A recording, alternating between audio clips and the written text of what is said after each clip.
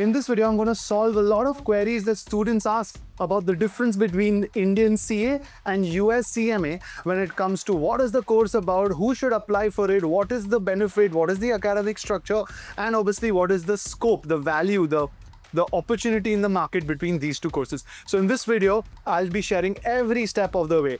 First of all, if it's the first time you're visiting our channel, then please do hit subscribe, and if you find any value, then give us a thumbs up. So CA, the Indian CA, is the most prominent qualification in the field of finance and accounts in India. Chartered accountants cover everything. They cover accounting, auditing, tax, financial management, costing, law, any aspect required to succeed in India in the field of finance. You can become a practitioner, which means you can actually have a CA firm by yourself and then give services of audit or tax or advisory to clients. Then for that you need to be a CA. If you want to become a CFO, if you want to become a CEO, if you want to basically move up the ladder in any form, Indian CA is great because it is probably one of the most difficult exams in the world and gives you a very powerful base. It is handled by the ICAI body, the Institute of Chartered Accountants of India. Now, when it comes to the CMA US qualification, what is this about? First of all, as it's obvious, it's come from the US. There is also an Indian CMA. I've made multiple videos on that, so you can check that out. But US CMA, the body is called IMA, the Institute of Management Accountants. It is based out of the US. They have offices in India. But CMA is much more about management accounting. And management accounting, the simplest way that I explain it is that it is all the work required from an internal to a company's point of view. So quickly, let's say that your favorite company in the world is Netflix, right? And you start working for Netflix at the ground level, but you want to rise up the ladder from a finance department. How can you do that? Right? It doesn't matter. You don't need to know about tax. You don't need to know about accounting. You don't need to know about compliance. All those are for external reasons. But internally, you help Netflix understand, let's say you take the accounts of all the countries in the world with all the different subscription pricing models. Then you talk about how many users are taking it up. You talk about the growth rate. You talk about the competition. You talk about the cost that it's taking Netflix to build content. You combine all of that and you present it to your senior in a way that if the senior likes your report and they take decisions, they will either help Netflix increase the revenue or reduce the cost. If any of this happens, right, you have helped Netflix grow, and in turn you will be stepping up the ladder. So a management accountant has the skill set and the ability to do these kind of things. Work on the internal numbers so that the company can grow. That's what CMA teaches you. So both are very powerful, both are very interesting, and if this is enough to help you decide where to go. Coming next, eligibility criteria. For CA, you have to clear grade 12 and you can appear for CA. For CMA, it's the same. Clear grade 12 and you can appear for it. So now the academic structure. CA, as we know, has 3 levels: the foundation, inter, as well as the final level. And on your screen, you can see all the subjects. But long story short, they cover everything in the field of finance and accounts. CMA US, on the other hand, has 2 parts you have to give the exam in. And once again, as you can see on the screen, there are 4 and 6 subjects, and they also cover everything in the field of finance and accounts, but from a management point of view. When it comes to the exam duration, CA takes at least 5 years to complete, including your articleship, whereas CMA you can complete within 1 to 1.5 years. And remember guys, CMA, if you complete the exams, you are done only halfway, because you also need 2 years of work experience in CMA to become a complete CMA member.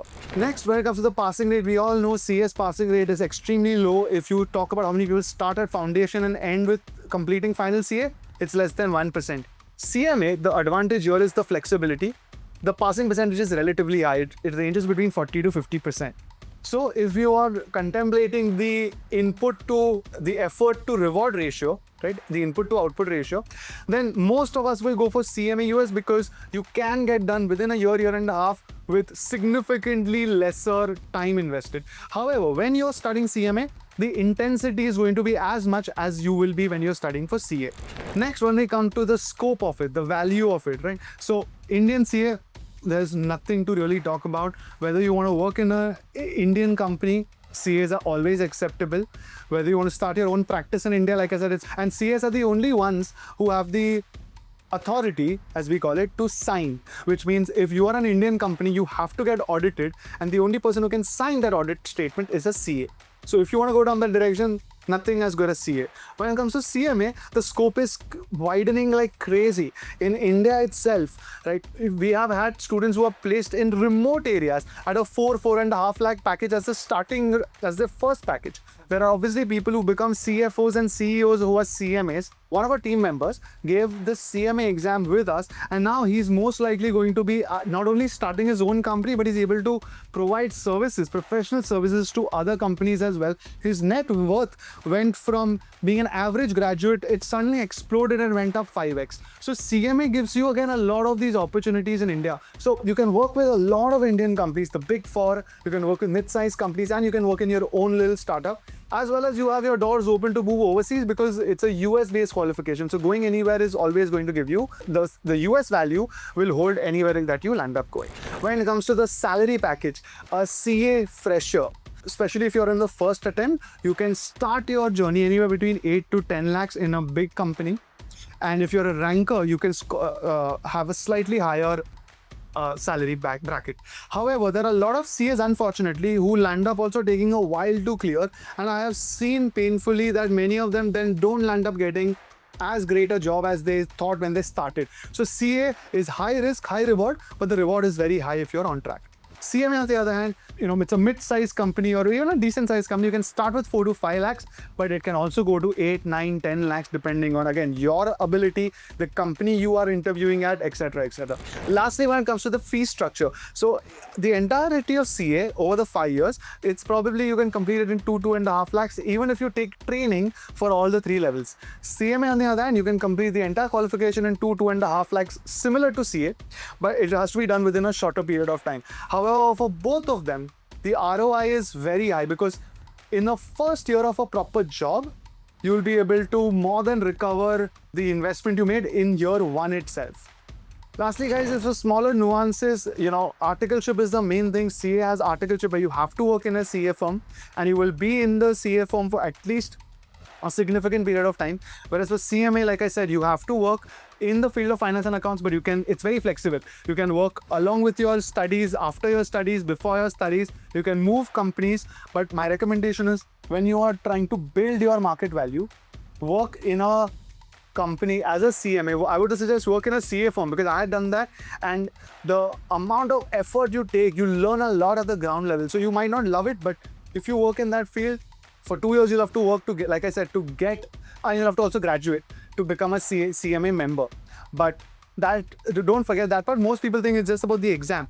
Without the work experience, you're never going to get the value that we spoke about when it comes to the salary packages. So guys, I think that covers a detailed understanding of CA versus CMA. If I've missed anything, if there's anything else you'd like to ask, please leave it in the comments.